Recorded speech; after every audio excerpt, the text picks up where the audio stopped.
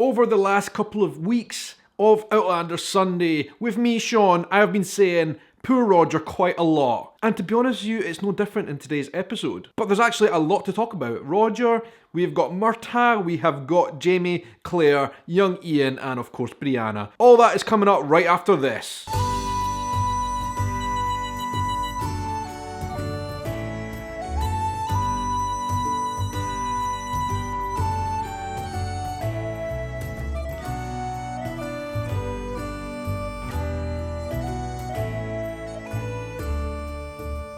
Hello everybody, how are you doing? And welcome to today's episode of the vlog. My name is Shaun and I'm a vlogger from Edinburgh in Scotland. And right here on my channel, I talk all about Scottish culture. I go on travel, adventures, and all that kind of good stuff. And as part of that, I'm covering Outlander every single week right here on my channel, reviewing each episode of Season 4. And today we're talking about episode 411, If Not for Hope. A very appropriate title, as I will come to explain. What an episode. It was full, jam-packed with a lot of action and a lot of stuff to talk about. So let's get to it. But first of all, I just want to say welcome to everybody. Thank you so much for joining in with today's episode. If you're new here on my channel, please do hit the big red subscribe button down below so you can join the clan and be part of the family, and you will never miss any of my videos from now on. It's great to have you on board. Right, 411, Outlander. What an episode it was. I've just seen it and I'm kind of a bit confused at the end of it, but also like trying to unpack all the things that I've seen. It was just a lot.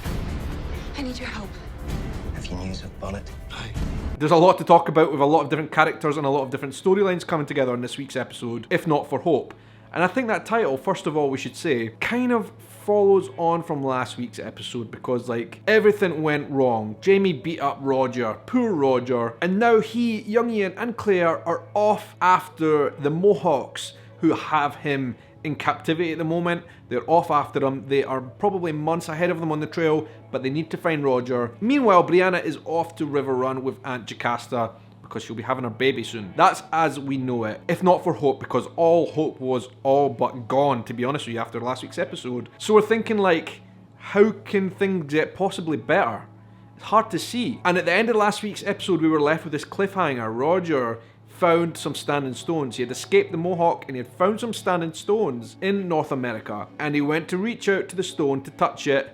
And we were thinking, Roger, are you really going to travel back in time and forsake everything that's happened? Forsake Brianna? Really, are you going to do that? And then we got the cliffhanger. The episode ended. We didn't know if Roger had made it back through the stones. But the start of today's episode, wow.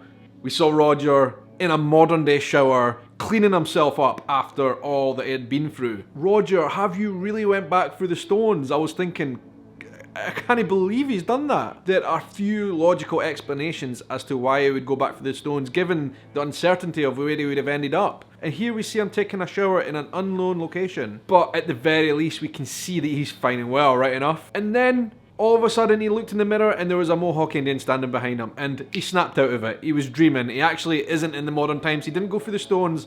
He has been recaptured by the Mohawk Indians. They pranked us. I had totally fallen for that hook, line and sinker. As somebody who has not read the books this far on, I had genuinely thought Roger had actually went for the stones. He'd made that mistake. But no, it was all a wind up by the Outlander producers. And this is something I want to talk to you guys about early on to get your feeling on, especially people who read the books. What were you thinking when you saw Roger in modern times?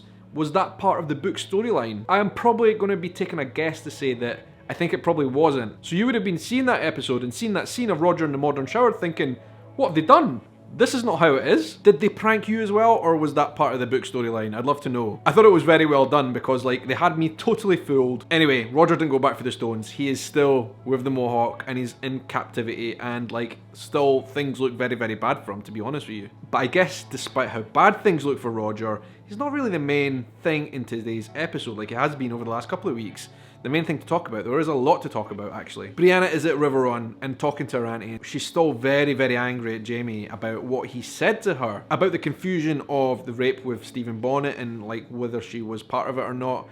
There was a lot of confusion there, a lot of things were said that weren't good, and we can still, Brianna is really, really upset about it all still, but she's far away from Jamie now. She is in River Run with Aunt Jocasta. Meanwhile, young Ian is speaking to Claire by a river, and they find out because of Ian's necklace that he had bartered, the village that they came from was called Shadow Lake, So that is where they have to go. Shadow Lake is 2 months ride away. That is a long, long way away to find Roger. And they've got 2 episodes left to do this in. I didn't expect that this was the adventure that we would be going on at this end juncture of Outlander Season 4, but it very much looks like we will be at an end of Outlander Season 4. Jamie, Claire and young Ian and Rollo will be off still in New York after the Mohawks, trying to get Roger back. Meanwhile, Brianna will be in River Run.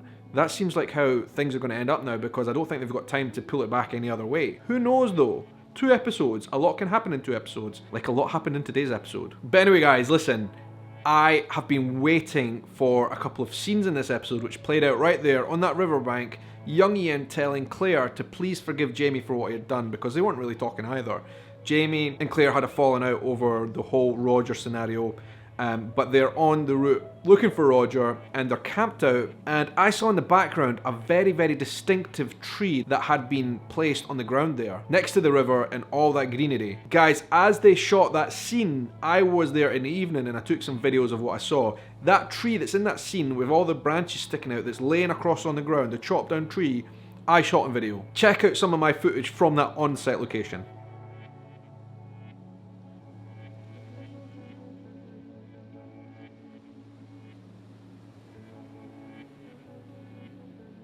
So this is the exact spot right here that they were filming today in the North Carolinian woods. One prop from the set remaining right here. That was pretty cool, right? It was really, really cool to be there and actually see where they were filming. Those scenes were actually filmed in Cumbernauld Glen, very, very close to the Cumbernauld studios where Outlander do all their studio work. So very, very cool to see that. A lot of fans actually travelled to that location to meet Sam and Caitriona afterwards, which they did and took a lot of photos with as well. So that was really cool. I didn't know young Ian and Roland that was there. Really, really awesome, those scenes. Anyway, young Ian is desperately trying to get Claire to forgive Jamie because they want him to be friends again. They want to be talking good terms because they're just definitely not at the moment. Alright, so we're transformed back to Wilmington and we see Fergus is back in the play, right? He's back in this. He's with us. And you know what he finds on the wall? A poster of Murtagh. A wanted poster. Murtagh is a wanted man, remember, because of his affairs as one of the leaders of the rebellion movement, the Regulators. And guess what? He is actually staying with Fergus and Marsley in their house. Fergus, meanwhile, has been gathering information for Murtagh about where Stephen Bonnet is, because Murtagh is on a mission to get Stephen Bonnet for Jamie. That is a new living situation. Murtagh is staying with Fergus and Marsley, and their newborn baby, who is quite loud. And how's Brianna getting on over at River Run? Well, she's taking up painting in her spare time, as she has become even more pregnant and getting close to the time where she'll be having her baby. She's painting. She actually painted Fedra as well, which is something that a lot of the people of those times in her class would have not done. So that was a really, really cool part in the mix as well. Aunt Jocasta has got a plan up her sleeve though, because in her time and how she sees the world, Brianna can't have a bairn unmarried, right? It's just not done. She needs a marriage, she needs a husband who is preferably wealthy to help her on. She doesn't believe Roger is safe. She thinks Roger is a goner, basically. So Aunt Jocasta has sneakily arranged a ball at her house, a mini ball, a kind of gathering at her house with dinner, guests, and all the guests just happen to be single men, potential suitors for Brianna. She gets Brianna dressed up in her best dress that she can find her, and like basically puts her on display. Brianna is reluctant, she knows what's going on. She's a guest in this house of Aunt Jocasta. She has to do what basically Aunt Jocasta wants. All the men there, Gerald and that other guy, I can't never remember his name, they're all after Brianna. They want to marry her. And then from nowhere, in steps Lord John Grey. Who other than Lord John Grey? And like it was great to see him back in the scenes, and he's at River Run right there with Aunt Jocasta, with Brianna. What is the significance? I think I know what it is. They're sitting at the table and like all the guests there are vying for Brianna's attention. And then she kind of shows her true colour of her intelligence way beyond the time that she's in, playing a psychology game. And throughout that conversation, she works out that Lord John Grey is very, very close, more so than she would have anticipated, to her dad. The end of that kind of ends with Brianna being quite harsh on Lord John Grey, saying not to kind of talk to her about her dad's honour and stuff like that. I thought that was quite a tense moment. And then she has a frank discussion with Aunt Jocasta. And Aunt Jocasta is like, listen, Brianna, we need to get you married. This is what this is about. You need to be married. You can't bring a baby into this world not married. Brianna definitely, like with her attitude that she has in like being from the future, at first rejects that whole notion, but then after that conversation, I'm very, very surprised that it only took this conversation to change her mind, seems to be consigned to the fact that she has to get married. Later that night, she confirms some of her suspicions. She sees Lord John Grey and the judge in a very intimate moment. And then the next day, she goes to Lord John Grey and says, listen, I know the perfect solution. I need to get married. I could get married to you. You are a friend of my mum and dad. You're a trusted person. Unlike all the other people that were there at Jocasta's dinner, you need to get married to me. And when he initially refuses, she did something that I was absolutely shocked by. She blackmailed him by saying, I know what you did last night, and I'm going to reveal it. I'm going to be writing letters to everybody saying what you've been up to.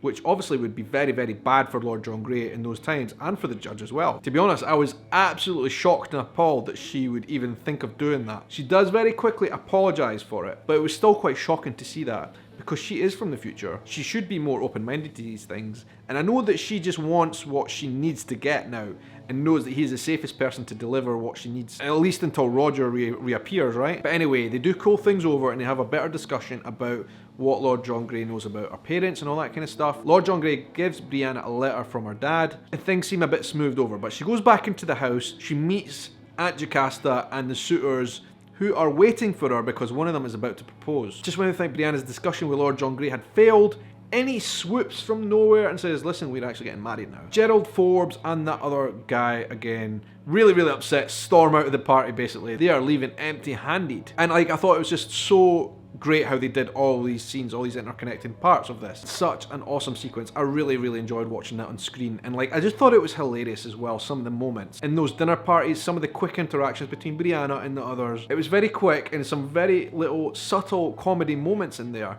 that I was not expecting to see. I thought that was a really, really awesome scenes, and I'd love to know your opinions on that. Did you have any laugh out loud moments in that? I certainly did. Brianna and Lord John, now that they know that they're going to get married and stuff, they start talking about each other. Lord John Grey shares the fact that he's got a son called Willie who isn't with him at the moment. Brianna had told Lord John that she was pregnant because of the rape of Stephen Bonnet, so I think he's been really sympathetic to her. But this is kind of weird. This flipped me a little bit. So now Lord John Grey is going to be getting married to his son's sister. I mean, that's the type of thing you only hear about on the Jeremy Kyle show. So that is where that relationship is going, I think. At least temporarily, at least until Roger, if he ever makes it back. Jamie, Claire and young Ian are still after Roger, right? They're in hot pursuit. They get a tip because Rollo, first of all, and then young Ian discover a body. And I was thinking, damn, they're going to be thinking that that might be Roger, and this could be game over for Roger. Luckily, young Ian had seen the clothes of the man and recognised it was the other guy that had been sold to the Mohawks alongside Roger. It wasn't Roger, so there was still a really, really good chance that Roger was alive, and they were definitely on the right tracks. But anyway, then we get the kind of reconciliation between Jamie and Claire. They kind of make peace after what had happened. A lot of really deep moments revealed in that conversation. Jamie kind of reveals that he had really let Brianna down in his opinion and was really, really sorry for it. He had deep guilt about what he said to Brianna as well, especially. Claire tries to make him feel better, but then he's also revealing his jealousy for Frank, thinking that firstly, he was a better dad for Brianna, and secondly, a better husband for Claire. So he's really feeling down about it, but Claire puts some tease on that and they kind of make up. And that is it with them. They're back as a team again, yet again. Although a little bit of an ironic twist. Through Claire's words, we understand that it was Claire's secret that they kept from Jamie about Stephen Bonnet, which actually led to what happened with Jamie and Roger. So yes, we could have blamed Jamie a little bit for what he did to Roger, but he didn't know. If Jamie had known it was Stephen Bonnet all along, this would never have happened. But anyway, they still have a lot to do to catch up with Roger and the Mohawks. Maybe it's going to take them a long time because Roger has arrived. At the end of the episode, Roger has actually arrived in the Mohawk camp. He's there. And the final scenes we see Roger is basically thrown into a circle of native Indian men who are all chanting and shouting and then start beating him up in a circle. And just when we think Roger, poor guy, has been through enough with everything that's happened, he is then going to be beaten up by the whole group of the Mohawks. They had brought him all this way just so they could beat him up. Is that what's going to happen to Roger? The end of the episode is him standing on his feet after being beaten up and then taking one final punch to the face, and then it just blacks out. The end of the episode, so we are left yet again with another cliffhanger. I've been liking these cliffhangers over the last couple of weeks, but it leaves it open to all kinds of stuff next week. We don't know what Roger's state will be. I have an inclination, right? I think what they are doing there in the Mohawk camp is giving Roger an initiation ceremony. That is basically what's happening. Some kind of manhood thing. And he will come out of it alright. But then he will be made to fight with the Mohawks, fight off other tribes, and also, who knows what kind of adventures wait. But This is what I like about Outlander. I like the adventurous part, and we're definitely getting adventures now with Jamie and Claire going off after Roger in all kinds of difficulties now. The Brianna situation with the marriage I think is kind of safe now, it seems safe. But then the other strand is Murtagh, right? Let's talk about Murtagh before we close this off, because his task from Jamie was to capture Stephen Bonnet and bring him back to Jamie so he could finish him off once and for all. Murtagh, the hard man that he is, he knows how to fight. He catches Stephen Bonnet red-handed in the bar in a room, and like, this is what I've been saying to you guys since I've met Stephen Bonnet. I always thought he is a really rubbish bad guy. He's not tough whatsoever, and this episode just proved it, because he made one tiny little lunge to Murtagh. Murtagh just basically flicked his hand and knocked him clean out, sent him sprawling, put him to sleep. It was good to see that, I must admit. We're thinking Murtagh, like, he's just our hero. He's the godfather that we all need in our lives, right? Anyway, he and Fergus are taking Stephen Bonnet out the back because they're going to do something with him, tie him up and take him away to Jamie. But then what happens? Two fiscal type people arrive. What we would say modern days would be policemen. I don't know what the exact title in those days would have been, but they were like modern day policemen arrive. They notice Murtagh, they know his name, they've seen his wanted posters everywhere. Murtagh quickly knows the situation and knows that he needs to get Fergus out of the situation, so makes it out as if they're fighting each other actually. Fergus disappears, but at least he knows what the situation is. At least somebody knows Murtagh's fate. Murtagh's arrested. He's been locked up by the government. Murtagh is a regulator. Guys, listen. I predicted this weeks ago, and a lot of people said I was crazy and said that's not what's going to happen to Murtagh. There were so many signs that his involvement with the regulators would be his downfall, and now he's been arrested, and we already know the punishment for what he's up to is hanging. He will be killed. He is a wanted man, and he will be killed for what he's been doing. So how does he get out of that now? How would Jamie be able to get him out of that situation now? I don't know. So now we've got 2 episodes left. What are we going to see happening to Murtagh? Is he just going to be imprisoned again and let that carry over to the next season, or is he going to be killed? Or is he going to escape somehow? I don't know. I hope I'm wrong. I really hope I'm wrong, because it is great having Murtagh back. Such a great character. We all love Murtagh, right? But that was it. Great episode this week. I really liked 411. So much happened. But I'm also feeling quite sad and anxious now as well, because, like I said, there are so many unfinished plots here. Claire, Jamie, young Ian in the woods, thousands of miles north after Roger, who is already in the Mohawk camp. And then we've got Murtagh, and like, I just don't know what's going to happen now, and I don't know if they can cover it all in 2 episodes. Anyway guys, that was it. My review, my reaction to 411. I would love to know what you guys think down in the comments, please. I thought it was great. I really enjoyed it. I love the tension. I love the adventures. 13 episodes of season 4, and we've got 2 left. Wow, that's not cool, because after that, we know what happens next. A very long extended period of Droughtlander that is coming. How are you guys feeling at this point in proceedings? And guys, listen, something I need to tell you. I have arrived home, finally, in Scotland. I am here in Edinburgh with my family at last. Haven't spent the last 3 or 4 months abroad, and it is just so good to be back home in Scotland. Had to wear some tartan for the occasion, and when I got home I arrived to a bunch of mail, letters and also parcels. I had a whole IKEA bag full of letters and parcels from you guys who watch this show, Outlander fans from around the world. And I just want to say thank you so much for all those parcels and letters. It means a lot to me. And you know what I did? I decided to do a live stream opening all the parcels and letters on camera, and I put it on my other channel, and I'm going to put the link to that video up above here and down below. If you haven't subscribed to that channel, which from now on is going to be the place where I put live videos, all my live streams are going to be on that channel. Subscribe to that channel please, so you can join in and see those live adventures, like me opening those postcards and parcels live on that stream. And also guys, if you're enjoying my content, please consider supporting me on patreon.com, www.patreon.com/ShaunVlog. You can support from as little as $1 a month, and all that money goes back in towards helping me make these videos. It's been great to talk Outlander with you. It is being great talking Outlander with you. We've got a couple of episodes left to discuss. Anyway, that's it for today. Until the next Outlander adventure, I hope you have a good night, morning, evening, afternoon, or whatever time of day it is wherever you are in the world. Take care.